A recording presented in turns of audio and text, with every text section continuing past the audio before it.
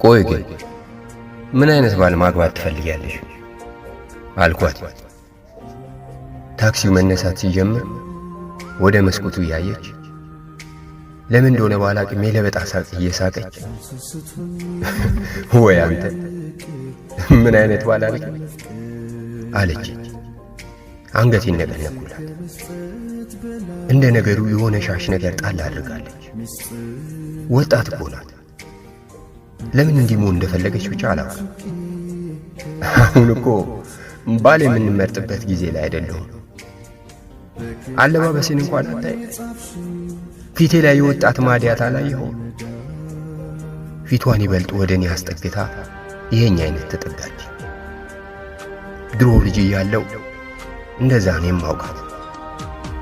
እኛ ሰፈር ወንድ ሁሉ የሚደባደብባት፣ እኛ እንኳን ልጅ ሆነን ቁንጅናዋን የምናደንቅላት ሴት ነበር። ነችም በቃ ነው እንዲህ በቀላሉ ወደ ነበር ይቀየራል ማለት ነው አልኩኝ ለራሴ።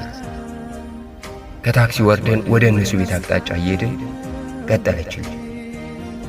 አየህ ሴት ልጅ የሆነ ዕድሜ ላይ ስትደርስ ማህበረሰቡ፣ ጓደኛ፣ ቤተሰብ ሁሉ ተጽዕኖ ያሳድርባታል። ያን ጫና ተቋቁማ ካላለፈች መርጣ ሳይሆን ለመገላገል ስትል የሆነ ሰው ላይ ትወድቃለች አለች። መታጠፊያው ካለቀ ሱቅ ሞዴስ ልትገዛ ቆመች። ለእኔ አሁን ልጅ ሆና እንደማውቃት ውብ ሴት ናት። የቱ ወንድ ይሆን እንዲህ ተስፋ እንድትቆርጥ ያደረጋት አልኩኝ በውስጤ።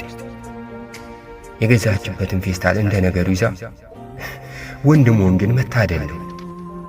ይኸው የኔ ኩዮች ያላገቡ ብዙ ወንዶች አሉ። አንድ ማህበረሰብ ግን እነሱ ላይ ጫና ያበዛ ብላኝ ሻሿን እንደማሰረካካችሁ። ለነገሩ እኮ ሰው ብቻ ሳይሆን ፈጣሪም ነው እንዳያደላል። የወር አበባ የምናየው እኛ፣ 9 ወር የምናረግዘው እኛ። ግን ምን ዋጋ አለው? በእድሜ ተገድበናል። ሁሉ ነገር ስልችት ብሏታል። ልትሰናበተኝ ስትል ይልቅ እስቲ የሆነ ባል ፈልግልኝ፣ እንደው እንደ ነገሩ አገባች ልባል፣ ከቤት ልውጣና እኔም ወግ ደርሶኝ ልውለድ አለችና አይኖቿን በአቅረው አየኋት። ለካ ጊዜ ነው ሰውን ተስፋ የሚነጥቀው። ምንም ኖሮን ጊዜ ከሌለን ምንም ነን ማለት ነው። እሺ ብቻ ብያት ቤት ስትገባ እኔም ወደ ቤት ጉዞዬን ጀመርኩ። ለካ የሆነ ጊዜ ላይ የምንቆጭበት አቃለ። ለካ እንደምንታየው አይደለን። ማንም ከተፈጥሮ ውደት አያመልጥም። ወንድ ግን የምር እሷ ባለችው ልክ ታድሏል። እሷ እንደምትለው ሴት ተበድላለች። ይህ ከሆነ እኮ ልክ ያልሆነ ነገር አለ ማለት እኮ።